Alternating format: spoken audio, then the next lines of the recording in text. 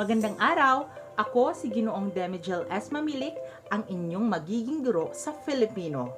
Halina't samahan niyo ako sa pagtuklas ng mga bagong kaalaman tungkol sa wika at panitikan ng ating bansa. Handa ka na bang matuto? Mahusay! Halina't magsimula na tayo. Sa araw na ito ay ating aalamin kung ano ang panitikan na umusbong noong unang panahon na kung saan ay hindi pa nasasakop ang Pilipinas.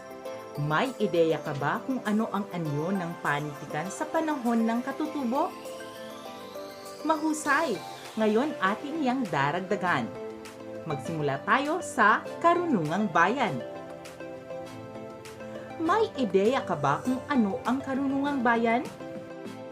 Alam mo ba na ang karunungang bayan ay isang anyo ng panitikan na nagpapahayag ng kaisipan at paniniwala? Ito rin ay sumasalamin sa iba't ibang karanasan ng mga tao na nakapaloob sa iisang kultura. Ang mga karunungang bayan ay gumagamit ng malalalim at matatalinghagang salita upang mapatalas at mapaganda ang pagpapahayag ng mga kaalaman. O diba, dito pa lang ay masasalamin na ang katalinuhan ng ating mga ninuno.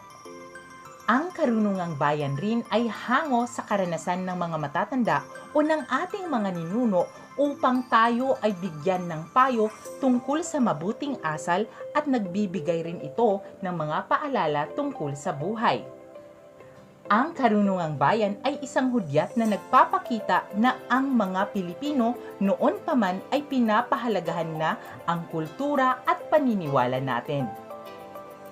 Ngayong alam mo na kung ano ang pagpapakahulugan sa karunungang bayan, handa ka na ba para alamin kung ano ang 6 na anyo nito? Mahusay! Ngayon magsimula na tayo. Ang karunungang bayan sa Pilipinas ay mayroong 6 na uri o anyo. Una, salawikain. Pangalawa, sawikain. Pangatlo, kawikaan o kasabihan. Pang-apat, palaisipan. Panlima, bugtong. At ang panghuli naman ay ang bulong. Ngayon, isa-isahin natin ang mga ito upang lubusan ninyo itong maunawaan. Magsimula tayo sa salawikain. Salawikain. Ito ay isang butil ng karunungan na hango sa karanasan ng matatanda. Nagbibigay ng mabuting payo tungkol sa kagandahang asal at mga paalala tungkol sa batas ng mga kaugalian at karaniwang patalinghaga. Kapag sinabi nating patalinghaga, ibig sabihin ang kahulugan nito ay nakatago. Hindi lantad, kundi nakatago. Uulitin ko, ang kahulugan ng salawikain ay nakatago at hindi lantad. Ito ang ibig sabihin ng patalinghaga. Pansinin natin ang mga halimbawa.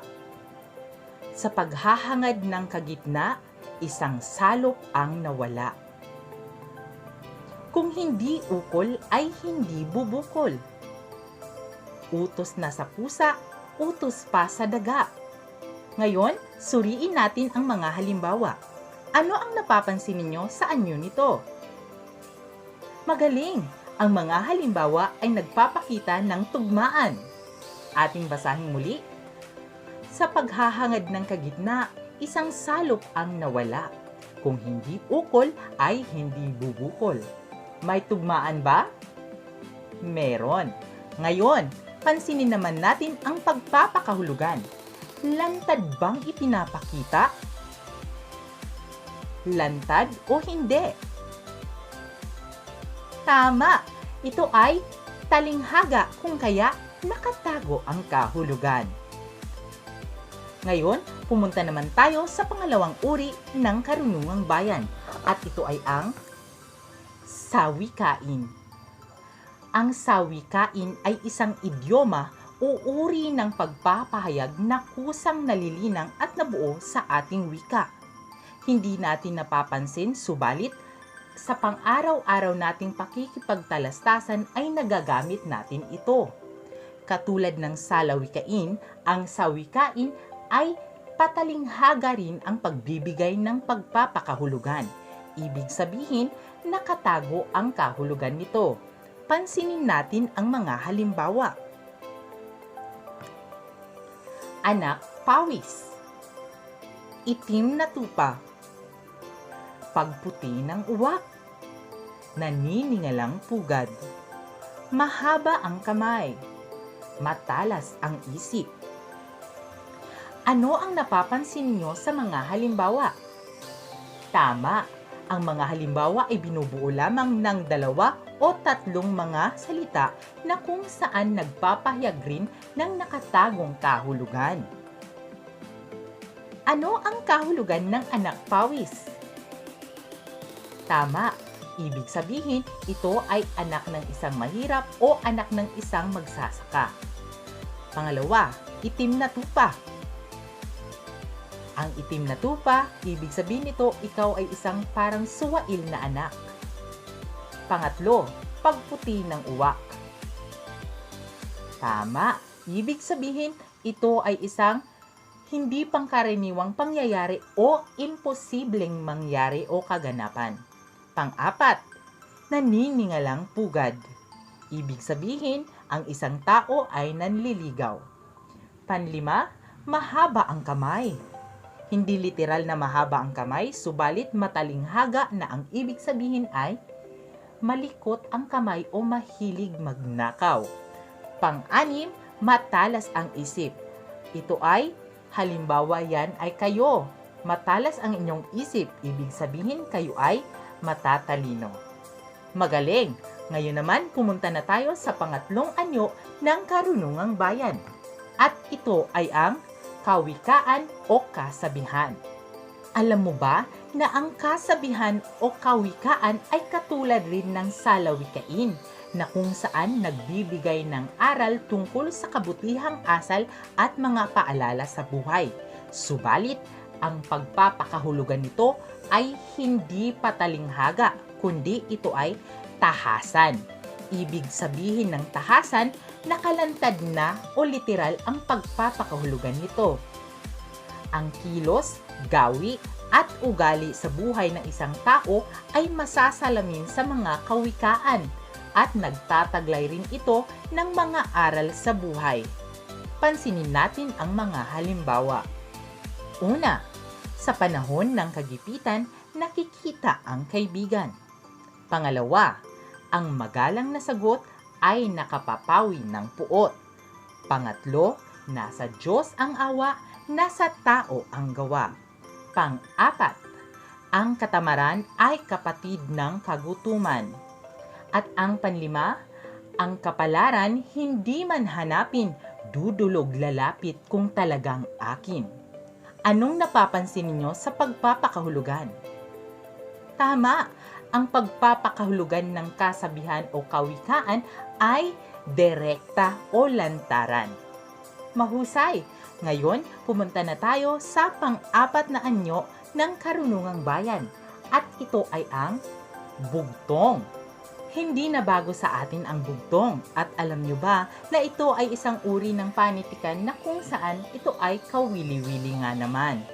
Ito ay isang paraan ng pagpapalawak ng talasalitaan at pagsanay sa mabilis na pag-iisip na pasalin-salin sa bibig ng mga tao.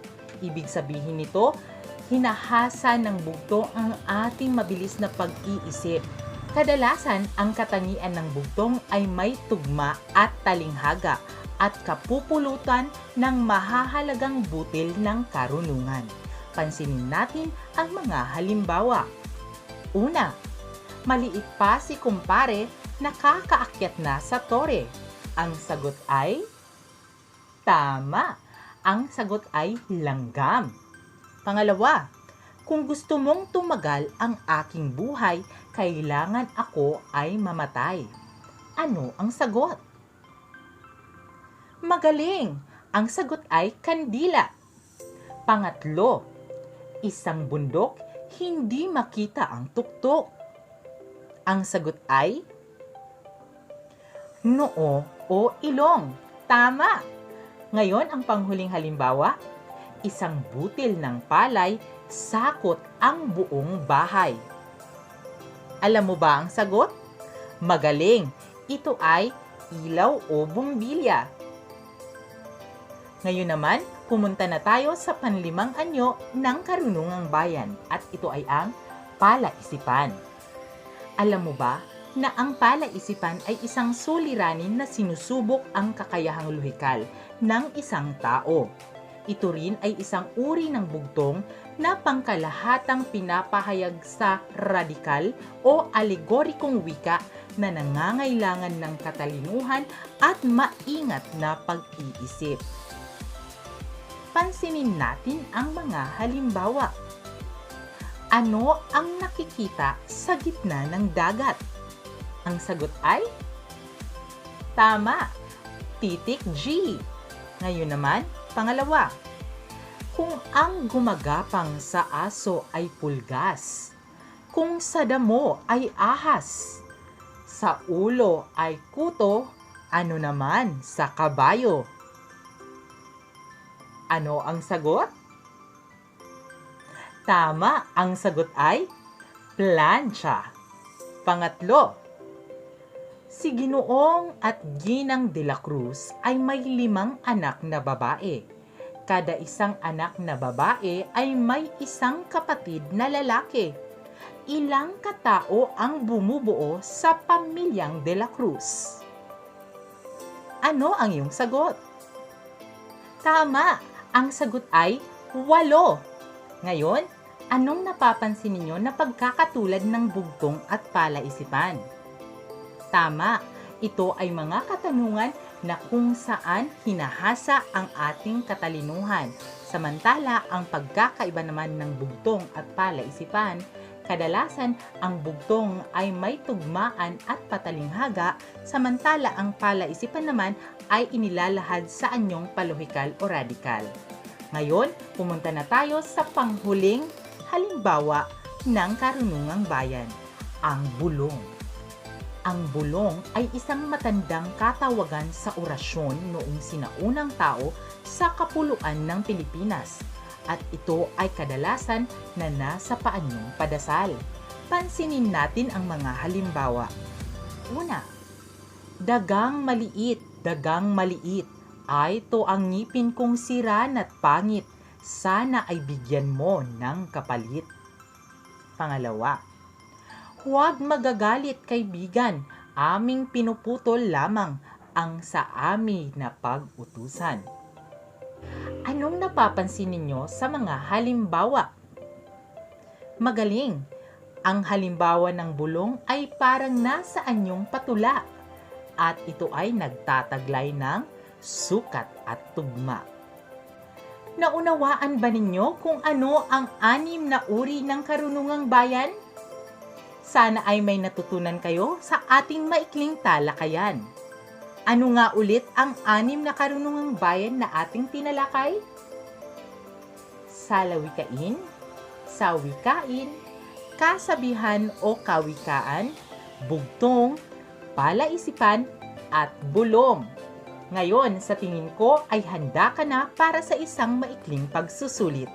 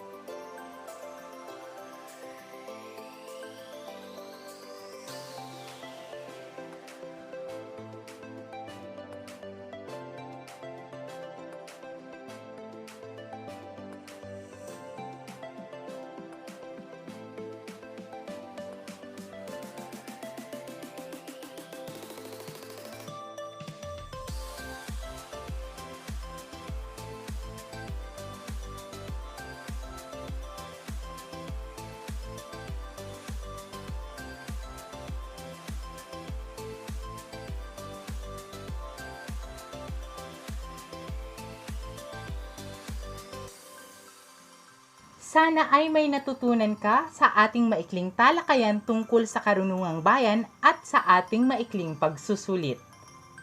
Hanggang sa muli, ako si Ginong Demigel S. Mamilik, ang inyong guro sa Filipino.